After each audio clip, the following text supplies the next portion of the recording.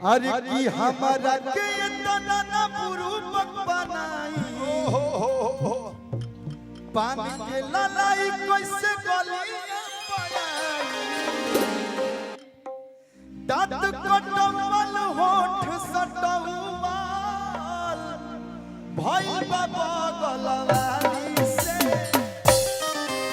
आप आज के समय में सीआईडी से बच जाइएगा, सीबीआई से बच जाइएगा, पुलिस, एसपी, डीएसपी, डीएम सब लोग से बच जाइबा, लेकिन एगो ऐसन ब्रांच बा ओकरा से तू नहीं बच सको। हां भाई, गृह विभाग से। ओकर का नाम है मेहरारू। हां, वो गृह विभाग, होम मिनिस्टर।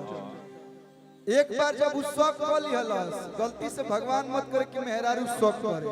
हम मेहरारू अगर शौक कर ले तो तार जीवन में फक बक हो जाए, जीवन बक हो जाए। कह दिया दांत कटवल होठ सटवा हो खता बगल वाली से। कह दिया कि पान के नहदागी हसैया, पान के नहदागी हसैया, साधु हो उठलाली के पान के नहदागी हसैया, साधु हो उठलाली के पान के नहदागी हसैया, साधु हो उठलाली के पान के नहदागी हसैया। हमरा के तना ना बुरुबक बनाई पान के ललाई कैसे गलिया पाई दांत कटवल होठ सटवल, दांत कटवल होठ सटवल हो खता बगलवाली से। काय चाचा बहुत सारा प्यार मैं उज्जैन में कमाई है, एमपी के कमाई है। पान के नहदागी हसैया, पान के नहदागी हसैया, साधु हो उठलाली के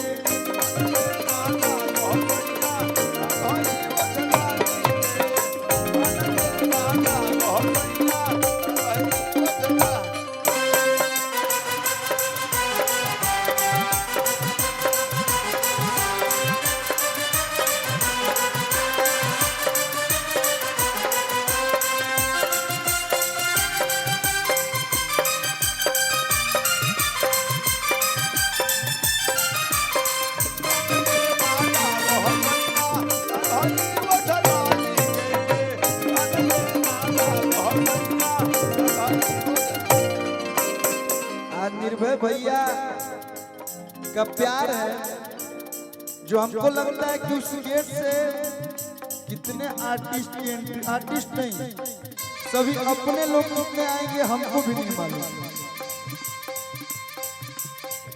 आज के समय में पैसा रुपया सब कमा लेगा, लेकिन प्रेम बहुत कम लोग कमा लेगा।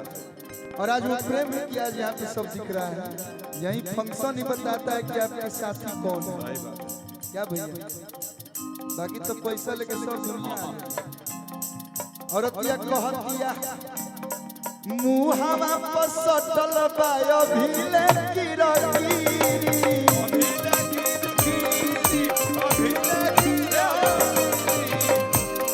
कामना सवतिया के गइल रहला भीरी।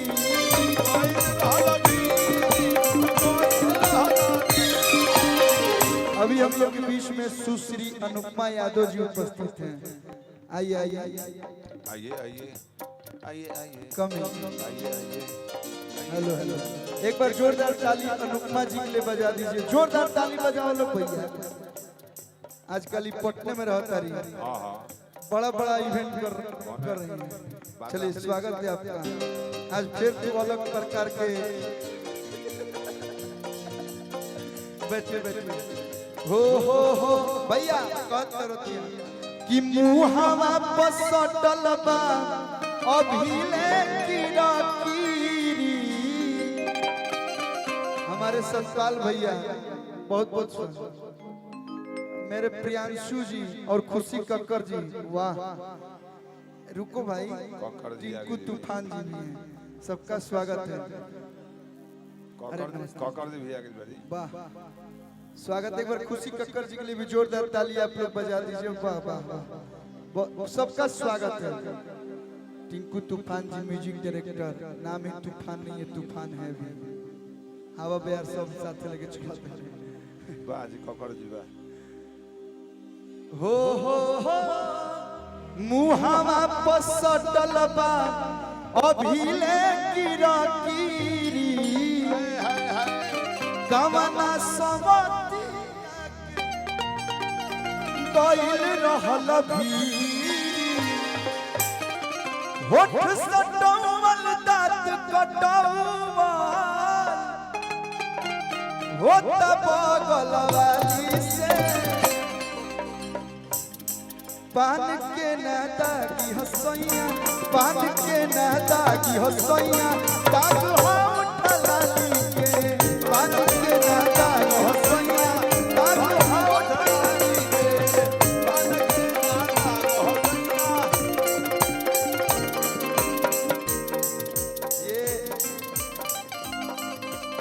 ये मेरा पैर भैया रुकिए